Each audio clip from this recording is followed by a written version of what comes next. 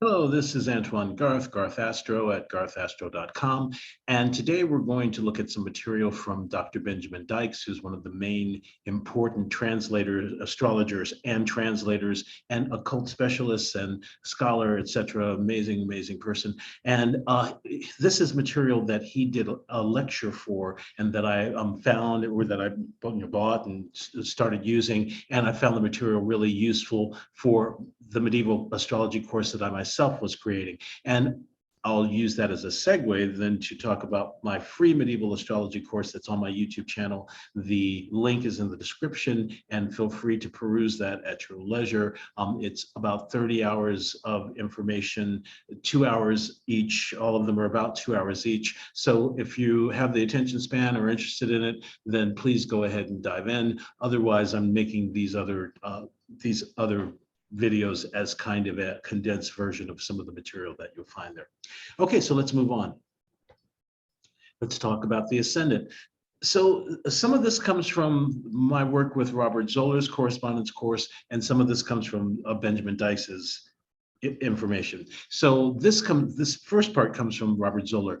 The Ascendant can be kind of distilled into three concepts: corpus, which is body; vitae, which is life; and ingenium, which is ingenuity, wit, talent, or inclination. And I just did a video about the joys of the planets and which houses the planets rejoice. And we talked about how Mercury rejoiced in the first house. And the reason that Mercury rejoiced in the first house is because of this element of ingenium that is attached to it. Dr. Benjamin Dykes calls the seat of personal happiness. So he calls the Ascendant the seat of personal happiness, and Robert Zoller calls it primary motivation of life and primary motivation, or the primary motivation of life. When Robert Zoller is talking about primary motivation, he is primarily talking about the ruler of the Ascendant and their local determination, which we will address later, and its local determination and placement, which is all about placement and positioning, etc. Okay, happiness, primary motivation, and the Ascendant. The rising sign shows the basic personal concept of happiness. The rising sign.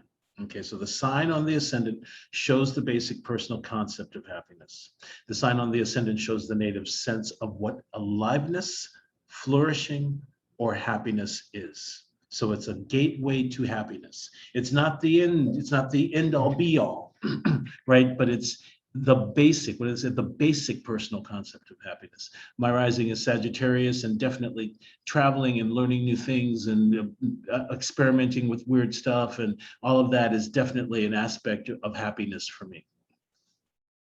Planets in and aspecting the Ascendant show influences central to life. So planets aspecting the Ascendant obviously kind of color the Ascendant and kind of lend their energy to it. But planets in the Ascendant, so planets in the house, in the first house, are determined towards the native's body or appearance, skill or talent or wit, right? So the first house is really body, my life, and remember the first house represents the head. It rules the head. So the head is where the mind and the brain are. As a matter of fact, there was talk about there was talk about which of the important churches in Rome, which was more important, or where I remember this was when that stupid Da Vinci Code thing, but they were talking about where the bodies of St. Peter and St. John and St. Paul were.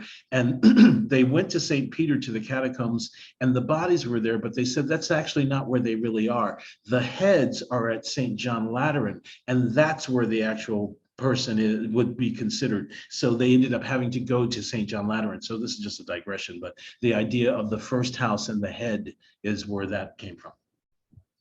The nature and condition of the Lord of the Ascendant shows the style and success of establishing happiness. Shows the style and success of establishing happiness. So the nature of the Lord of the First, or the ruler of the Ascendant, shows the style of achieving the happiness. And by that, they mean that the natural significations of the planet themselves will indicate what style it is. If it's Mars, it's going to be noisy. It might be aggressive and assertive and contentious. If it's Venus, it might be very diplomatic and flirty and sweet. And if it's Mercury, it might be writing things down or, can't stop talking. If it's, you see what I'm saying? Okay, so, and of course, we want to note the local determination of the Lord of the First, or the ruler of the Ascendant. So let's talk about local determination. Local determination refers to the good, bad, or mixed condition of a planet based on strength or weakness by sign placement, strength or weakness by house placement, and aspects being made to the planet in question. All right, so all of that gives us a complete idea or a complete picture of what's going on with the planet and how we can expect it to operate, especially in relation to the houses it rules. So in this particular case, we're talking about how it can do it in relation to where it is. So how it shows us our happiness in relation to where it is placed. But remember, it was style and success, right? So we understand that the style comes from the natural signification of the planet, but the success comes from the local determination of the planet. So that's the important distinction. And this is the local determination. Good, bad, mixed condition of a planet based on strength or weakness by sign placement. We're talking about essential dignity. Strength or weakness by house placement. We're talking about accidental dignity, and aspects being made to the planet in question. So is it in square to malefic? Is it trine to benefic? Is it conjuncting the sun? All of those things are important things that either give us success or give us maybe possibly failure or disappointment. The location of the Lord of the Ascendants by house shows a default area of life where the native seeks happiness. Okay, so once again, we're looking for the local determination of the ruler of the Ascendant for the style of how we go about our happiness and for the success of whether it can happen or not, whether we can gain it, right? So the location of the Lord of the Ascendant by house shows that default area where we're going to kind of go for it. And a good example of that that Benjamin Dykes used was that if you had a person whose ruler of the Ascendant was in the 10th house, that they found fulfillment and happiness through achievement. So if there are keywords that you understand for each of the houses, then you can put it, and of course, then what would the style be, right? If it were Venus in the 10th, it might once again be in a very pleasing and a very diplomatic and maybe even flirty kind of style, or sleeping our way to the top, or, obviously Venus, right? That's at her most kind of unevolved, shall we say.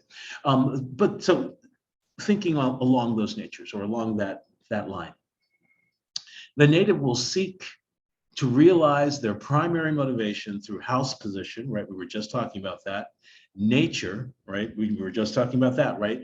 And zodiacal state, right? Of the Lord of the ruler of the first. So really, on some level, house position and zodiacal state bring us to what? Local determination, and the nature brings us to the style in which we pursue our happiness. So just to give ourselves an idea of the relationship between the zodiac and the planets. I mean, once again, if you're doing this birth chart interpretation series, you already know the basics and you should already know this stuff here, but we're going to go through it again. So obviously, what we have here is 6 androgynous pairs. We're not including the outers, obviously. And we also consider the sun and the moon a composite pair, right? Because the sun only rules one sign, which is a masculine diurnal sign, and the moon only rules one sign, which is a feminine nocturnal sign. So as a composite, they contribute to this androgynous pairing. So Mercury's masculine sign is Gemini, his feminine sign is Virgo. Venus's masculine sign is Libra, her feminine sign is Taurus. Mars's feminine sign is Aries, masculine sign is Aries, his feminine sign is Scorpio.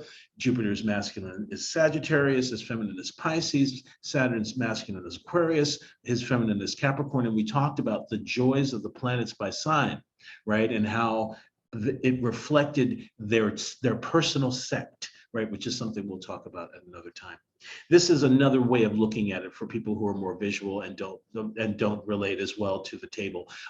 So what we have in here is we've got the 12 signs in the innermost circle, and then we've got the domicile ruler for each sign. So Mars for Aries, Venus for Taurus, Mercury for Gemini, Moon for Cancer, Sun for Leo, Mercury for Virgo, Venus for Libra, Mars for Scorpio, Jupiter for Sagittarius, Saturn for Capricorn and Aquarius, and Jupiter for Pisces. And then we have this outer ring, which represents the exaltations, because there are two major ways in which a planet can be essentially dignified: by domicile, which is represented by this ring, and then by exaltation, which is represented by this outermost ring. And so starting with Aries, the sun is exalted there, the moon is exalted in Taurus. We'll kind of leave the nodes out of this for right now. Jupiter is exalted in Cancer, Mercury in Virgo, Saturn in Libra, Mars in Capricorn, and Venus in Pisces. So I mentioned that there was a kind of a key to how we would go about doing it. Obviously, the planet who rules the ascendant gives us an idea into the style, and the house placement of the ruler of the ascendant also gives us an idea of the area of life that that person is going to kind of go for to seek their personal happiness. But this talks about what to be looking for by element on the ascendant. Now, I don't tend to do this kind of this kind of like horoscopic astrology, but this is from Benjamin Dykes, and I found it to be so accurate and so kind of accurate and wonderful that I just thought I would go ahead and include it, because it really is worth it. So if you've got a fire sign on the ascendant, fire achieves happiness through going for freedom of action and power. I have a fire sign on the ascendant, and that is absolutely the case. Air achieves happiness through going for expression, movement, and social edification. Water achieves happiness through having emotional security. Earth achieves happiness through having physical security. So think about your ascendant, think about the element in which it is, and think about how these things may or may not, how you may or may not resonate with what's going on here. So what I thought I would do next is I would come to some charts, and we would look at one or two people. And when I did this for the medieval astrology course, at the end of all of the stuff that we did, because we did a lot more preliminary, we used two charts. We used Oprah Winfrey, and we used another chart. And so I thought that this was a good chart in showing us, kind of, in a way, what would be the primary motivation of this person, right? Primary motivation, or what makes them happy, what brings them to happiness. So Sagittarius is rising, like me, and Jupiter is retrograde in Gemini, like me. And what I thought, even though it's technically in the 6th house, it's in the sign of the 7th. And so if we were to look at this in a whole sign way, then obviously Jupiter would be angular in the sign of the 7th. And one of the things about Oprah Winfrey is that before she became, Queen Oprah, she started as an interviewer, right? So she started, what does an interviewer do? They sit here, and the other person sits there. They sit face to face with the person, and they talk, and they get to know them, and they ask them questions, and they probe, and they go over the gossip about them, and they clarify the gossip, and all of that stuff is Gemini. And Oprah was an excellent interviewer, and she was a journalist, right? So it's interesting, not only was she a journalist, which of course the Gemini would obviously make sense, but she was an interviewer specifically. So like I said, even though the Jupiter's not in the 7th, that whole sign aspect of the 7th kind of shows it, and it's in the sign of the 7th. So Jupiter is going to be inclined towards, even if he can't give a lot of power to the 7th, he's going to be at least inclined towards giving his power to 7th house issues. And indeed, we see that. And that's just from the position of the ruler of the ascendant. This is the second chart we used. Jeffrey Dahmer, as kind of an excellent different thing, right? As an excellent contrast to Mother Oprah, Queen Oprah slash Mother Oprah, right? Oh, Mother of us all Oprah versus serial killer Jeffrey Dahmer, queer LGBTQIA serial killer Jeffrey Dahmer. So Libra rises, right? That's it seems to be a strange thing for a serial killer. Libra is the sign that's ruled by Venus. But look at where Venus is. Venus is in the eighth house. Venus is the ruler of the eighth house. She's on the cusp of the eighth house, which in my opinion puts her in the eighth house. And what's the eighth house represent? It's not sex, in my opinion. It's death. The eighth house is traditionally the house of fear, terror, and death. Right. It's also management of an estate and what you receive after death, as a result of wills and testaments and things of that nature, inheritances. But ultimately, the eighth house, when we look at Guido Bonatti is primarily looking at the eighth house to see how it is that you are going to die, and what it is that you are what it is that you're going to gotta go through, if you're going to have to go through some things. So the eighth house is where you go through things, or you put people, I guess in this particular case, you put people through things. And what's interesting about Jeffrey Dahmer is that all of Jeffrey Dahmer's murderous impulses were motivated by a need for love, and a need for love and affection, wanting to reach out, wanting to hold people close to him. The reason that he dismembered bodies and kept them in his refrigerator and ate them even and things of that nature was because he wanted them to be closer to him. So this very codependent, kind of feeling, which of course Venus is that kind of codependence towards the need for some kind of partner. As we chart after chart will kind of show us these different things. This is Ella Fitzgerald. Ella Fitzgerald is, in my opinion, the greatest singer of the 20th century, possibly of all time, but certainly of the 20th century. Many will agree with me. Many agreed at the time that she was still alive. Many believed that she was the greatest singer of all time, including most other singers. And most musicians, Ella Fitzgerald, highly heralded. That's an important point, right? Because Ella Fitzgerald is one of the most touted, heralded, awarded singers of the 20th century. Like her reputation, the admiration and reputation and love that she had from people of all kinds, musicians of all kinds, people of all ages, the accolades, etc. I could go on, and I'd love to, but let's finish off here. So Leo is rising, right? So we know that there is a look at me aspect to Leo, right? And so here we have Leo. We have the ruler of Leo, the sun, at 4 degrees 55 minutes of Taurus, and Venus, the ruler of Taurus, would be what we would call combust, but she's at 4 degrees and 44 minutes of Taurus, which means there's only 11 minutes away. They're only 11 minutes away from being 100% exact, which means that this Venus is what we call Kazemi. And Kazemi is this kind of apocryphal state that you would hear about in these earlier texts that talked about the possibility of the planet that is Kazemi, right? So in this case, Venus would receive some kind of extra or supernatural power, the supernatural power or ability. And it's really a fascinating thing to look at. There's an aspect to it that takes on, it's in the heart of the sun, is what it's called when it's Kazemi. It's in the heart of the sun. And of course, the sun rules the heart. So when you think of the heart of the sun shining from the heart of the sun, that's what's happening to the planet. And so it takes on the full radiance of the sun as well as whatever power it has itself. And so, of course, this Venus is in her own domicile.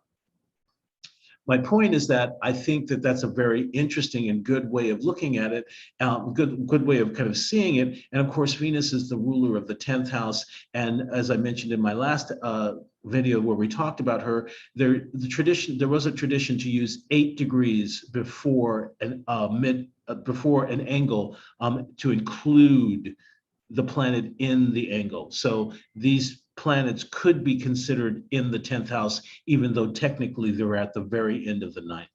Okay, so that is our little presentation on personal happiness and the ascendant. I hope you enjoyed it. If you did, of course, hit like, subscribe, all of that kind of stuff. And once again, my medieval astrology, my free medieval astrology course, the link is in the description. Thanks so much.